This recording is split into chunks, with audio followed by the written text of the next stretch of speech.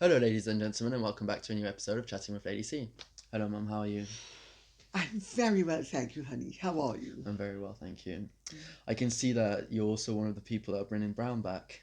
Am I? Yeah, apparently at the moment Brown is coming out again and coming back, and a lot of people are designing clothes with Brown. Really? Yeah. Really? It's a new hot colour. It's coming back in fashion. Really? Brown's the new black. Yeah, it's because the sort of creamy Camel colour. I was gonna say milk, milk coffee. Yeah. Yeah, camel. A lot of people are wearing that again at the moment. Really? And somebody the other day on a fashion blog mentioned that. Is it only me, or have I realised that Brown is coming back out? Because a lot of people are posting pictures and doing videos with a lot of brown clothing on. I like brown. I also like beige, it's a dark camel. colour. That's Works with a lot of things. Yeah, it does. It does. Well, my dear, you're very up on your fashion as well. I like bright shirts. Well, I think that's very nice. I've realised in the videos after rewatching them, I prefer lighter shirts, dark shirts. Really, yeah. That looks very German street, is it? I think this is actually, I don't even think this is a proper shirt. I think this is actually just a casual shirt. Really? Yeah, it's meant to be just a casual, non-iron shirt. Non-iron? Yeah, so you don't iron it. Really? Oh my goodness! Yeah. Definitely not German street then. It could be. It could be. What, do they do non-iron shirts in German street now? Yeah, it's the new thing. Really? All non-iron. Really? Slim fit, extra slim fit. Really? Yeah, that's I don't like slim fit too much. I like gentlemen to look just like regular. Gentlemen, you know. After I know slim fit does go better on certain people. And also in certain outfits, you know, for suits, certain suits, etc. Basically, that's what a tailor's for. If it suits you, but there's something that's wrong with it, just take it tailor. 20 quid usually all the time. Really? Yeah. That cheap? Yeah, no, because they just trim it. Where? In German street? Yeah, there's like 5 of them, and they do it for you really cheaply. Really? Yeah, because it's the guys like, let's say, the brand, whichever brand is selling the shirt, they've got their own tailor, right? And they're telling him, yeah, he's just across the street, knock on the door, say that we've sent you, he'll fix you a price. Super cheap. Really? Must be a deal going on there, sending their clients to him. Really? Must be. Really? You see, I am sure that many people will feel as I did, that it would have cost a lot of money. But isn't that interesting? When I get my trousers, because usually trousers are just not cut properly, I usually get the trousers done, and it's usually just a 20. Really? To be honest, yeah.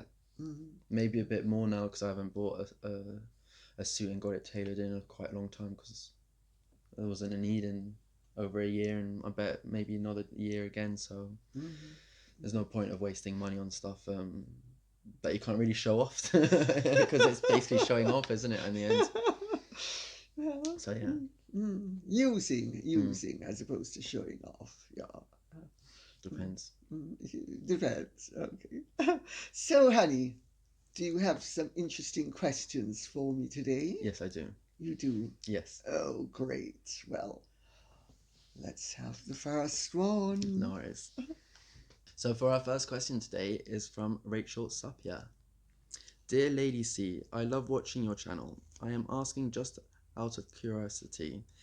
In the past, there were rumours that Prince Harry was actually the illegitimate son of James Hewitt. Now that it's been revealed that Diana had an affair with Barry Mannakee, who is revealed to have been her first extramarital affair. My question is, do you think there's a possibility that Prince Harry is actually the illegitimate son of Barry Mannakee? Looking at Prince Harry, he really seems to be a sore thumb and bears no resemblance to the Windsors. This is just my humble opinion. Apologies in advance to anyone who may be offended by my suggestion. I feel Prince Harry does not look like Prince Charles at all. Like both brothers. I'll say Yes. it. Well, no, neither brother looks particularly like Charles. But if anybody looks more like Charles, it's Yeah. Harry, not William, because there's a certain cast to the eyes and the forehead and the nose, and that's very much in keeping with Prince Charles, who you can see the line through his great uncle Lord Mountbatten. It's the Battenberg look. And so I would actually say Harry looks actually more like Charles than William. What do you think? I don't think they look like him at all in any way. No, but if you had to push to shove. If I had a picture right now, I would tell you, but I don't have a picture right now in my head. Okay. So I can't really say. Well, I think that Harry looks more like his father than William does. But the fact of the matter is that it's not possible that Harry could be Barry Mannakee's son, because Harry was safely born long before Barry Mannakee came on the scene. Yes, Barry Mannakee was the first affair within the Wales marriage. Barry Mannakee was not posted as Diana's protection officer until after Harry's birth. So there is absolutely no prospect of Harry being Barry Mannakee's son. Also, I'll tell you, Diana wasn't dumb. Diana was actually very canny. Diana was never going to be stupid enough to have an heir and a spare who were not her husband's children. You know, maybe baby number 4 or 5 or 6, but not baby number 1 or 2. So I hope that's answered the question. Yeah, it does. You think it does? Yeah. Okay, good. Next question, No Harry. worries. So for our next question today is from Emain. Another great broadcast. What do you think of the hypocritical Harry interview released the other day? Love you in your yellow.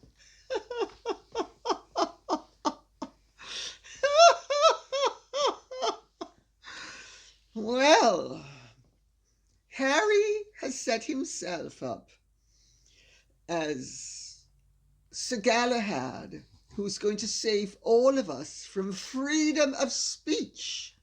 Freedom of speech is that terrible thing that people are allowed, especially people who don't have enough respect and reverence for Harry and Meghan, that they will worship at their altar. Oh, Harry, la la la la la.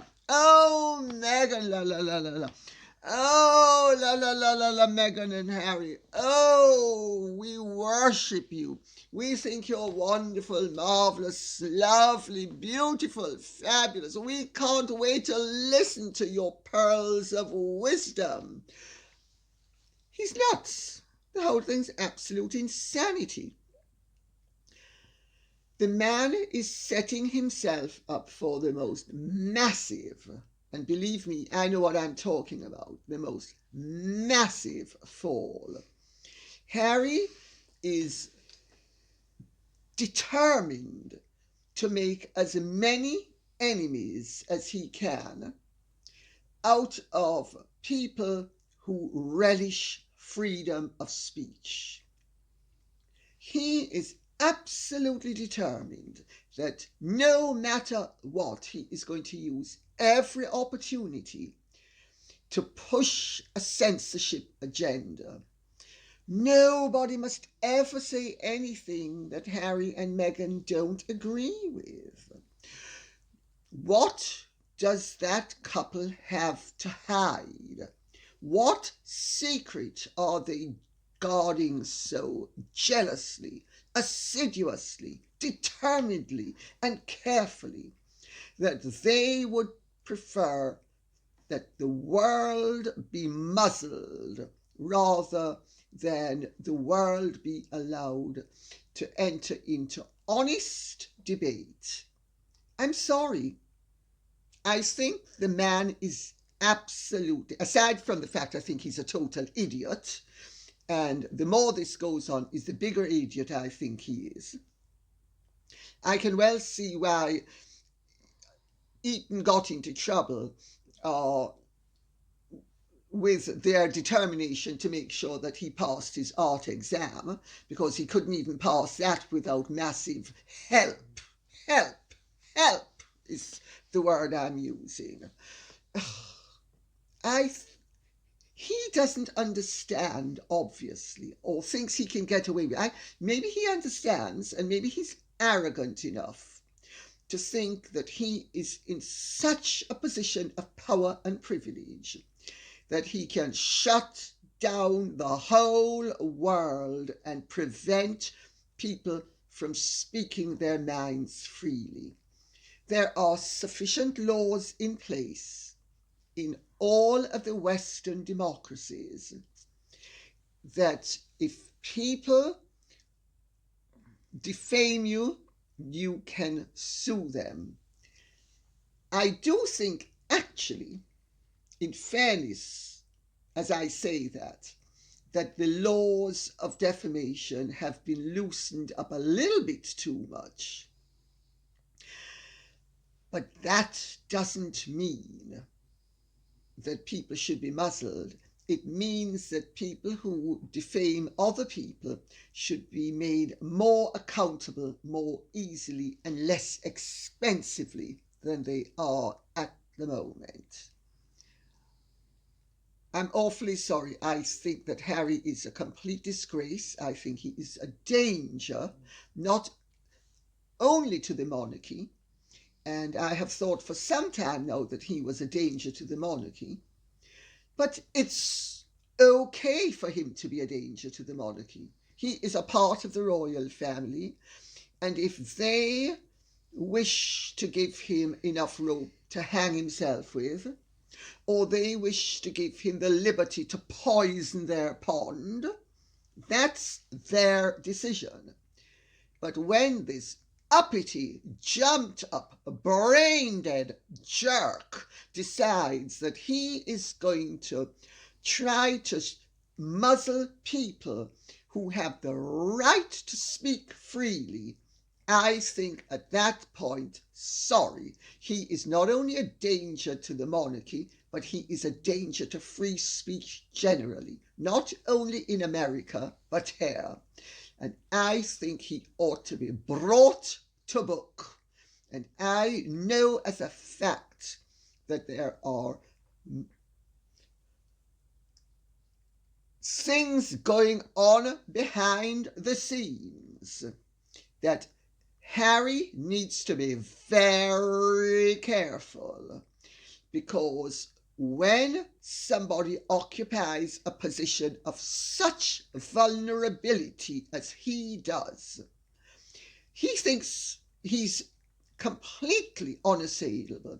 He thinks he's impervious to criticism. He thinks that anybody who dares to criticize him should be muzzled. Who the hell does he think he is? Who does he think he is? He is a minor member of a royal family who has decamped. He doesn't even have the good grace to have actually done his job. He is a complete disgrace to the royal family, and as far as I'm concerned, now that it has become very apparent that he is deliberately setting out to muzzle everybody and deprive people of their right to free speech. You know, people have, over the centuries, have sacrificed very greatly for the freedoms that we now have. And you have this jumped up little jerk, an oik, because he is an oik. He has the behavior and the manners and the demeanor of a totally no good jerk, that he dares to try to tell people that he and that wife of his are going to arbitrate and dictate how other people should feel and what they should say. Who do they think they are? They need to be brought down, not a peg or two, a peg or 20. And that's my view on the whole thing. I think he's a complete disgrace, but I can tell you something. In life, when you beg for it, don't complain when you get it. And Harry is begging for it, and he's going to get it. You wait. You wait. What do you think? I agree with you on certain parts, of course, and I think, like, he's got his own freedom of speech, but, like, dictating people to think the same way as him is so bad. Totally don't agree with that. That's right, and that's exactly what he's doing. He thinks he should exercise his freedom of speech to tell everybody to shut up. I don't agree with you, so shut up. I don't agree with you. Shut up.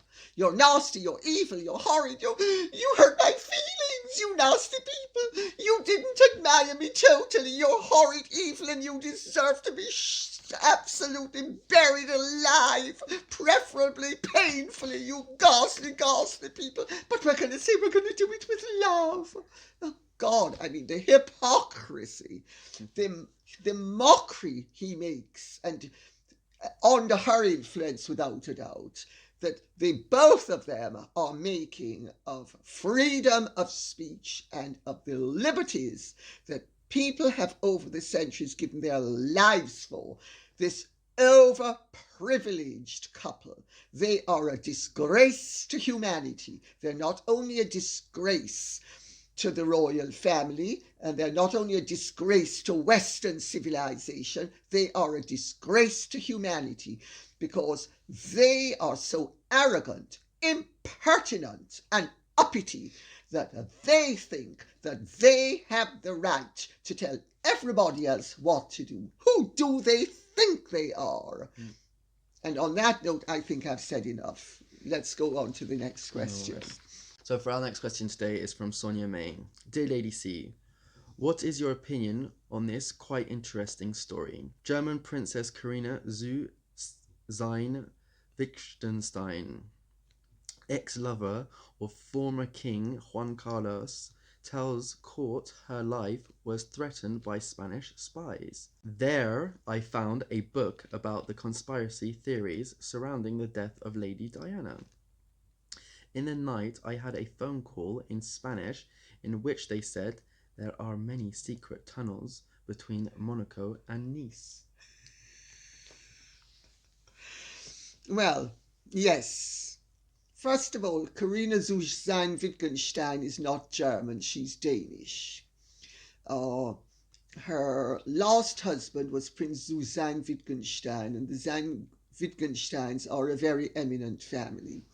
In fact, one of the earlier princesses, zu Wittgenstein, Caroline, was one of the great loves of the famous composer Franz Liszt's life. She was actually his last great love. And there was a very good movie made about their love affair in, I think, the late 50s, early 60s, called Song Without End, with Dirk Bogarde playing Franz Liszt, and Caroline zu Wittgenstein was played by Capucine. And the pianist was George Bollett, who was one of the most wonderful pianists of the 20th century. So it's a very eminent family. They are German. They also have Russian links, or had under the Russian monarchy, Russian links, etc. She is divorced from Prince Susanne Wittgenstein, and she now lives in London. She had an affair with Juan Carlos, which is very well established. He was so in love with her that he gave her tens of millions of euros. You would imagine that the woman would have the good grace to be grateful for having received so much money from somebody who was genuinely in love with her. Not a bit of it. She is yet another one of those women, or people I should say, because men do it as well, who know, rather than be grateful for what has been given to them, they complain endlessly about the fact that, oh, I've only been given 56 million or 65 million or whatever it is, and my life's in danger. Well, maybe if she'd shut her wretched mouth and not try to angle and create havoc for the Spanish monarchy, she would not have found herself in the pickle that she has found herself in. I have absolutely no sympathy for the woman. I know quite enough about the behind-the-scenes activities to know that she has colluded with the Socialist Party in Spain to try to bring down the monarchy. I mean, is this the behaviour of somebody who is responsible? She is an attractive-looking woman, you know, and quite frankly, my dear, if your life has been threatened because you couldn't keep your wretched mouth shut, you are endowed with quite sufficient funds from His Majesty to be able to hire security guards. But also, of course, what's so nonsensical about all of this is all these people who set themselves up as victims when they are patently anything but. You know, how come none of them ever gets harmed? You know, how come they're the ones doing the harming? I think the woman is to be absolutely deplored. Absolutely deplored. And I think she has done a great deal of damage, and she should have done what all other decent women, mistresses or otherwise, do. When a man and you are broken up, as long as he's not trashing you, shut your trap. As simple as that. I think there is no excuse for behaviour like this, unless you are being threatened by the man, and Juan Carlos was not threatening her. She is the one who has created trouble for him, not vice versa. What do you make of that? He couldn't be creating trouble. He was giving everything to her. That's right. That's right. Clearly not enough. Clearly not enough. I'm telling you that a lot of people that would have just got 10 million as a present, I'm telling you, that would have been very happy. Well, I'm one of them, you know. I'm one of them. Any normal person that would get that as a present would be super happy. Even if they probably own 100 few million themselves, would be deeply grateful. Absolutely. Absolutely. And it's instead of which she goes on and on and on and on about her life being in danger. Her life being in danger. Why? He gave her the money. If she'd just shut up, kept her mouth shut and not tried to cause trouble for him, who was going to endanger her life? Obviously no one. And if she managed to get an untoward message or two that maybe she should actually begin to keep her mouth shut instead of trying to cause trouble for him, who is she to complain about that? I'm awfully sorry. I have absolutely no sympathy for the woman. And clearly the threats were idle, otherwise she wouldn't be here to be fomenting more trouble for the poor man and for the Spanish monarchy. I think she's a complete... I have absolutely no sympathy for her. None. I can tell you something. I hope I can tell you something. She's just the sort of person I would never receive. And on that note, honey, I think we should move on to the next question. Nice. So for our last question today is from CC Jones. Hello, Lady C from Texas. I hope you remain well. Forgive my ignorance about British royalty. I have two questions. First question, when Harry dies as the Duke of Sussex, will Archie inherit the dukedom, or will that dukedom cease with Harry's passing? Second question, if Harry and Meghan were to divorce, does she lose the title Duchess, or does that fall to the Queen or Charles to take it away from her? Thank you so much for answering my questions. As always, you look absolutely wonderful and elegant. Oh, well, the short answer is any legitimate firstborn son of the Duke of Sussex automatically becomes Duke of Sussex upon his father's death. It is a hereditary peerage. It's not a life peerage. For instance, when the present Duke of Kent dies, and he's an HRH, his son will not be HRH, the Duke of Kent. He'll just be the Duke of Kent. So it will cease to be a title that would have HRH in front of it. That's what happens with royal peerages. They are inherited even when they cease to be prefixed by HRH. The only requirement is that the child be legitimate. If Harry and Meghan get divorced, Meghan retains the right to call herself Meghan, Duchess of Sussex.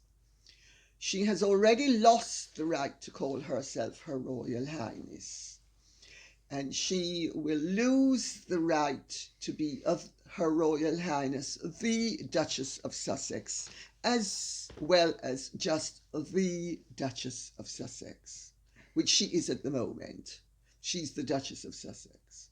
It is not within the Queen's powers to strip Meghan of her entitlement to the title Duchess of Sussex, which she has the right to retain even after a divorce. But it is certainly up to her to be able to strip her of the HRH, which in fact she has already done. But if they should be divorced, it would be stripped even more permanently than it's already been stripped. So what do you think? That's interesting? Yes, I mean, I already knew about it, so Yes, for me yes, it was fine. yes, yes. I understand yes. for the people that don't know, it is very interesting. Yeah. So that's it in a nutshell. Oh, and I hope I have answered the question to your satisfaction. And thank you very much for your questions. Thanks for listening. Keep the questions coming in, and I hope to see you for the next video, which is our 100th video. Yes. So we will see you on that next video, hopefully, and we hope you enjoyed this video, and if you did, please hit the like button, subscribe and share with your friends. Thank you very much and goodbye.